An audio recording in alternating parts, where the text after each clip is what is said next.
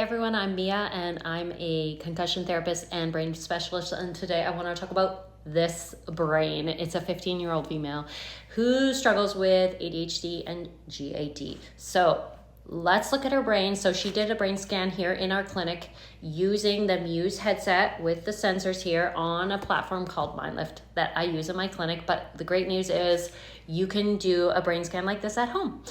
We help you with that using the platform, but you just need a Muse headset, which does brain training as well. So I can get into that after. But let's talk about this brain and these brain patterns. So you can see here, this is her brain map. So it's a snapshot of her brain activity.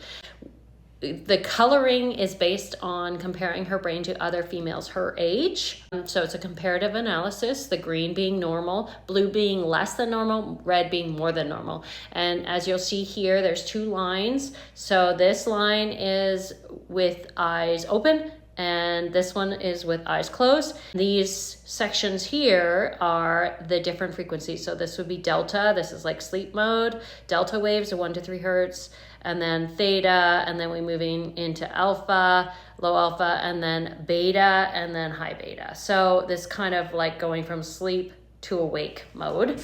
So you can definitely see some patterns showing up right away. Again, this is a common ADHD pattern, which is difficulty, lower than normal waves in delta, especially sleep, so not the greatest at sleeping, stuck in this theta and alpha range here, which is kind of the numbed out, low awake meditative state, daydreaming state. But then once you get into this higher thinking needing for in beta zone, basically when you need to focus, perform, connect, all those things, that is a challenge. It's lower than normal frequencies in that zone here. So this is her brain map, but we'll talk about what's going on here. In general, we'll talk about the strong stuff first. So the strengths, her brain has really good foundations, nothing majorly wrong. And I know seeing red and blues and stuff can freak people out, but it's a pattern. And the nice thing is with neurofeedback, we can help that. So her alpha response is excellent. Her brain can shift into a relaxed state. Her frontal lobes are symmetrical. So symmetry is really important in brain too. And her peak alpha is at 10 hertz, which is really good for memory and attention potential. So peak alpha state for every brain is really important. It starts to go down with aging or if there's any issues. So that's something we look at, the peak alpha. But the challenge is, like, as far as this brain in real life, the theta beta ratios are elevated. So that's a classic ADHD marker. That means the brain produces too many slow waves, theta waves, compared to the faster focus waves, the beta waves. So you can see a red here in theta versus blue in beta. So too many slow waves and not enough fast waves, not enough focus waves. Her beta response during tasks is low. When she tries to focus, the brain doesn't fully switch on. That can look like under arousal or fatigue, mental fatigue. And she also has a negative alpha recovery, meaning once she's focused, her brain struggles to shift back into the calm, relaxed state. This makes it harder to transition smoothly between tasks or to wind down, say after school. Her brain stays in that mode. So day-to-day looks like difficulty staying on task, trouble finishing homework without fatigue, sometimes appearing inattentive, difficulty winding down at night because the brain doesn't reset easily. Now, the good news is neurofeedback can help, and we can help retrain this brain. So these are just patterns the brain has got into. We can help that with neurofeedback training, which is like weightlifting or going to the gym for your brain, helping it get back into balance, work the areas that need to be worked, and calm down the areas that need to be calmed down. So she would use a headset like this. So she just put that on every night, open up our app.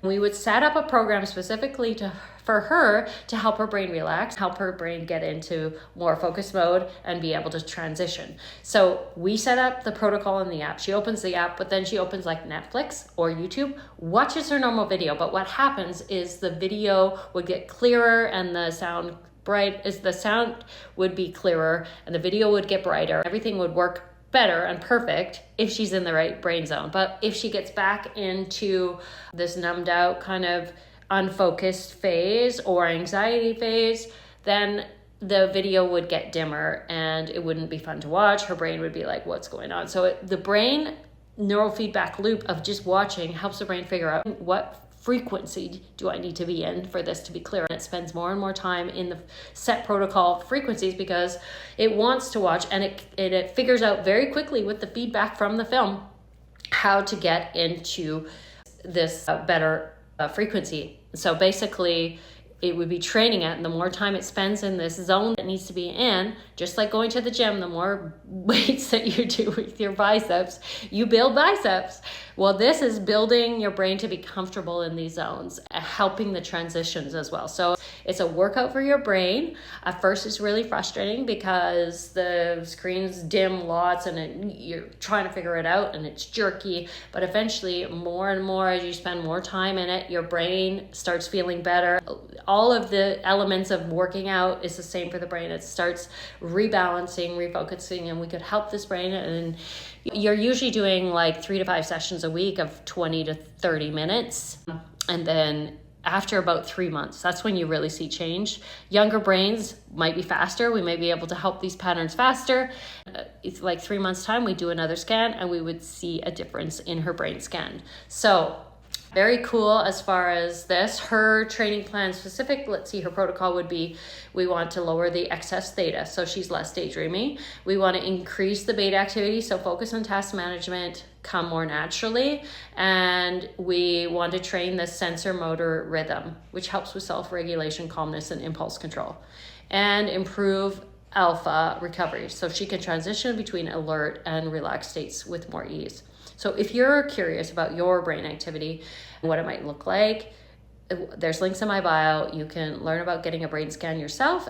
All you need is this Muse headset. We can use our platform to do the scan, help you set up a neurofeedback program. This can be amazing if you are struggling with brain challenges, with focus, anything like that. We can help you first of all see what's going on with your brain, and then determine if a neurofeedback plan is the best for you. So if you want to learn more about brains and how they work, and talk about more scans like this and more patterns like this, just follow along, subscribe. I'll be talking more about brains. I'm curious. I work a lot with brains as far as concussion healing, and now with frequency, helping brains rebalance, repattern, refocus. So take care of your brain. Brains do heal. Brains do change. If you're facing a challenge, stay here. There might be some information that will help you. And just remember, your brain's here for the long run, so take care of it.